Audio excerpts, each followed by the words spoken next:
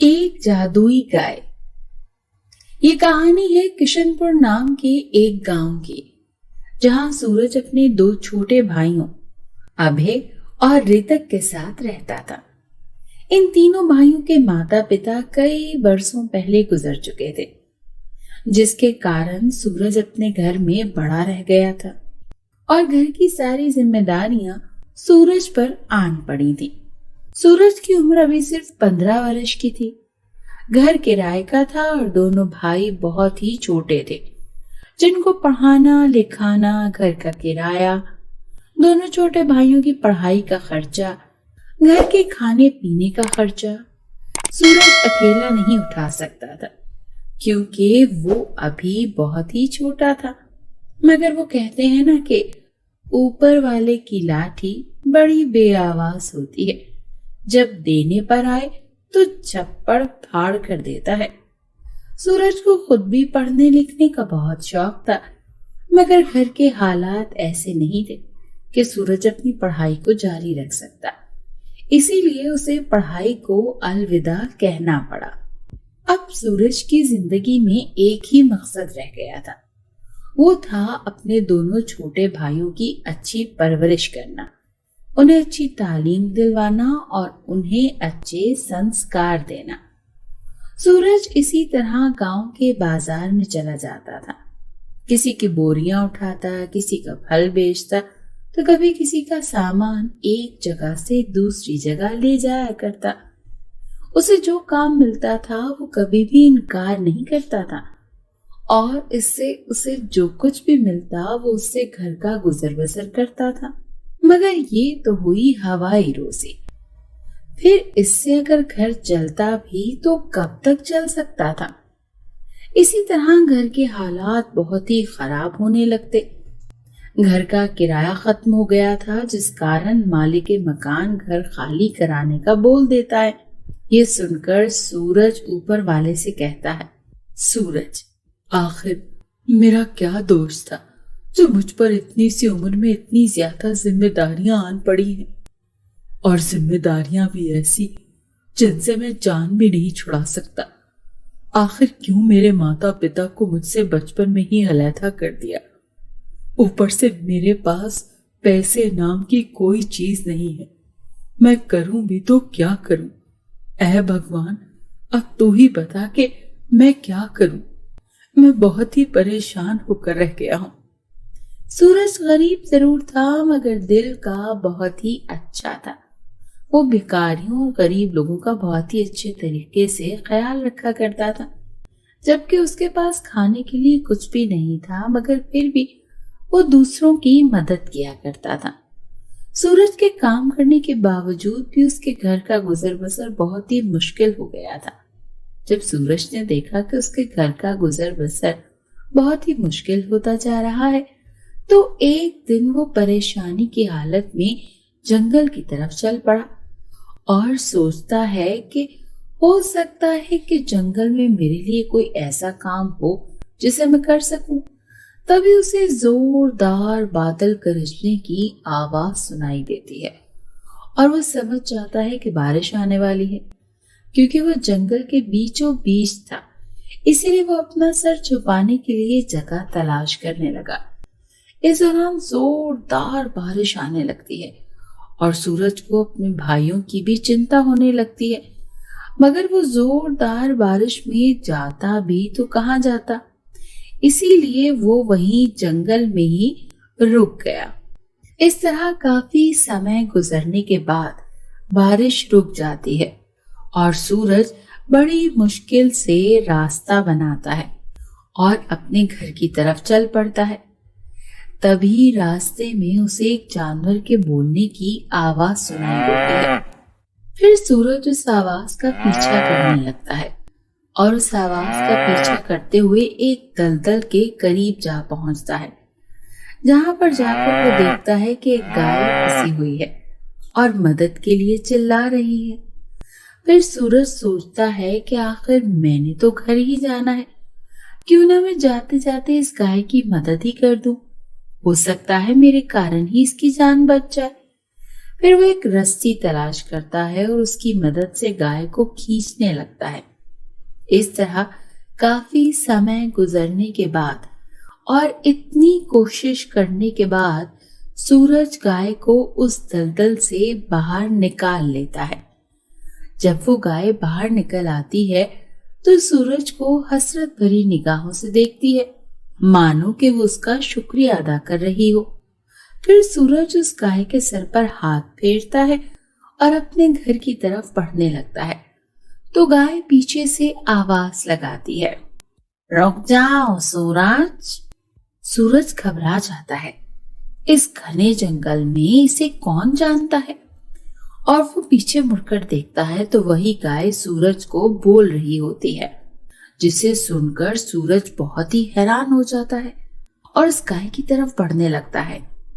پھر وہ گائے کہتی ہے، مجھے بھگوان نے تمہاری مدد کے لیے بھیجا تھا، یہ تمہارے لیے ایک آزمائش تھی کہ تم مجھے مصیبت میں پھنسا دیکھ کر میری مدد کرو گے یا نہیں کرو گے، اور تم اس آزمائش پر پورا اترے، اس لیے تم مجھے اپنے ساتھ لے جاؤ۔ جسے سن کر سورج اس گائے کو ساتھ لے جانے کا سوچتا ہے۔ پھر وہ گائے اس سورج سے کہتی ہے، میں روز تمہیں سونے کے سکے دیا کروں گی، جس کے کارن تم اپنا گھر چلانا۔ یہ سن کر سورج بہت خوش ہو جاتا ہے اور اس گائے کو اپنے ساتھ اپنے گھر لے آتا ہے۔ اس طرح وہ گائے روزانہ سورج کو سونے کے سکے دیا کرتی تھی، جس سے نہ صرف اس کے گھر کا گزر بسر اچھے سے ہوتا بلکہ وہ اپنے دونوں بھائیوں کی پڑھائی کا خرچہ بھی بہت اچھے سے اٹھانے لگا۔ اب سورج جو کہ بہت ہی زیادہ پریشان دکھائی دیتا تھا، وہ بہت ہی خوش نظر آتا ہے۔ سورج اپنے بھگوان کا بہت ہی دھنیہ واد کرتا دکھائی دیتا ہے۔ سورج اپنے دونوں بھائیوں اور اپنی گائے کے ساتھ بہت ہی خوش تھا۔ وہ خوشی خوشی اپنا جیون بتانے لگے تھے۔ ایک گاؤں میں دو بہنیں سارا اور شبانہ اپنی ماں کے ساتھ رہا کرتی تھی۔ ان کی ماں گاؤں کی عورتوں کے کپڑے سلائی کیا کرتی تھی۔ سارا اور شبانہ کی ماں بہت اچھی سلائی کرتی تھی، جس وجہ سے پڑوس کے گاؤں سے بھی لوگ اس کے پاس سلائی کے لیے آتے تھے۔ ماں، سارا، کیا سارا دن کھیلتی رہتی ہو؟ سلائی میں میرا ہاتھ بٹایا کرو، سیکھ لو، کبھی کام آ جائے گا۔ تم بڑی ہو، شبانہ تم سے چھوٹی ہے، نہ سمجھ ہے۔ سارا، ماں سیکھ لوں گی، ابھی تو کھیلنے کے دن ہے نا۔ یوں وقت گزرتا ہے اور سارا اور شبانہ کی ماتا کی مرتیو ہو جاتی ہے۔ شبانہ، باجی گھر میں کھانے کے لیے کچھ ہے؟ مجھے بھوک لگی ہے۔ سارا، مجھے تو سلائی بھی نہیں آتی، ورنہ کچھ گزارا ہو جاتا۔ وہ دونوں گاؤں کے بازار میں کام کے لیے نکل پڑتی ہیں، ان کو کوئی کام پر نہیں رکھتا۔ سارا اور شبانہ اپنے ماموں کے گھر چلی جاتی ہیں۔ مومانی ان کو دیکھ کر بہت غصہ ہو جاتی ہیں۔ مومانی ماموں سے کہتی ہیں، ارے سنو جی، ہمارا گزارا تو پہلے ہی بہت مشکل سے ہوتا ہے، اب تمہاری بہن کی دونوں بیٹیوں کو کہاں سے پورا کروں؟ میں ان لوگوں کو گھر میں برداشت نہیں کروں گی۔ یہ باتیں سارا اور شبانہ سن رہی ہوتی ہیں، اس لیے وہ وہاں سے روتے ہوئے اپنے گھر آ جاتی ہیں اور رونے لگتی ہیں۔ اتنے میں وہاں گھر کی مالکن آ جاتی ہے۔ مالکن، تمہاری ماں نے 3 مہینے کا کرایہ نہیں دیا، کرایہ دو ورنہ گھر خالی کرو۔ سارا، ہم دے دیں گے، ہمیں تھوڑا وقت دے دیں۔ مالکن، ابھی کرایہ دو ورنہ میرا گھر خالی کرو۔ مالکن دونوں کو اپنے گھر سے نکال دیتی ہے۔ سارا اور شبانہ اپنے گھر سے نکل جاتی ہیں اور جنگل کی طرف نکل پڑتی ہیں۔ چلتے چلتے شبانہ تھک کر بیٹھ جاتی ہے۔ شبانہ، دیدی مجھ سے اور چلا نہیں جا رہا، مجھے بھوک لگی ہے، کہیں سے کچھ کھانے کو لا دو۔ सारा, तुम यहाँ बैठो, मैं कुछ लेकर आती हूँ। सारा वहां से खाने की तलाश में निकल जाती है। सारा के जाते ही वहां चुड़ैल आ जाती है। चुड़ैल शबाना को वहां से लेकर गायब हो जाती है। सारा जब कुछ देर बाद आती है तो शबाना को वहां ना पाकर परेशान हो जाती है और उसे जंगल में तलाश करती है। शबाना कहीं नहीं मिलती। सारा परेशान होकर एक दरख्त के नीचे बैठकर रोने लगती है। सारा बैठी रो रही होती है। उसे किसी की आवाज आती है, परी, मुझे छोड़ दो, जाने दो मुझे। जादूगरनी, तुम्हें हम अपने साथ लेकर जाएंगे।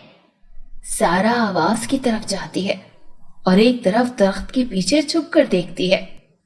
एक परी को दो जादूगरनियों ने जाल में पकड़ रखा होता है। परी, मुझे छोड़ दो, जाने दो। जादूगरनी हंसते हुए, तुम्हें तो हम अपने साथ लेकर जाएंगे, अपना गुलाम बनाकर रखेंगे। इतने में सारा हाथ में डंडा लेकर जादूगरनी से कहती है, छोड़ दो इसे, वरना मैं तुम्हें नहीं छोड़ूंगी। अच्छा हुआ तू भी आ गई, हम तुम्हें भी ले जाएंगे। सारा जादूगरनियों पर हमला कर देती है और दोनों जादूगरनियां वहां से गायब हो जाती हैं। परी कहती है, तुम्हारा बहुत शुक्रिया, तुमने मुझे उनसे बचाया। मेरा नाम नीलम परी है। सारा, आप यहाँ कैसे? परी, हम परियां जंगल में सैर के लिए आई थी। मुझे इन जादूगरनियों ने धोखे से अपने जाल में फंसा लिया। परी, तुम यहाँ क्या कर रही हो? फिर सारा अपनी सारी कहानी परी को सुनाती है। परी, तुम्हारी बहन को चुड़ैल पकड़ कर ले गई है। मैं तुम्हारे साथ नहीं चल सकती क्योंकि चुड़ैल ने तिलिस्मी हिसार किया हुआ होगा। हम वहां गए तो जल जाएंगे, पर हाँ, मैं तुम्हारी बहन को लाने में और चुड़ैल से मुकाबला करने में तुम्हारी मदद जरूर कर सकती हूँ। फिर परी सारा को जादुई अंगूठी और डंडा देती है और कहती है, ये तिलिस्मी अंगूठी है, इससे तुमको वो देख नहीं सकती, और ये डंडा तुम उसको जो हुक्म दो कि वो करेगा और तुम्हारी हिफाजत भी करेगा। और हाँ, तुम इस अंगूठी से जो मांगो वो सब कुछ मिलेगा। तुम्हें जिंदगी में किसी किस्म की परेशानी नहीं होगी। आप सच कह रही हैं। आपका बहुत बहुत शुक्रिया। मुझे चुड़ैल के गार का रास्ता बता दें।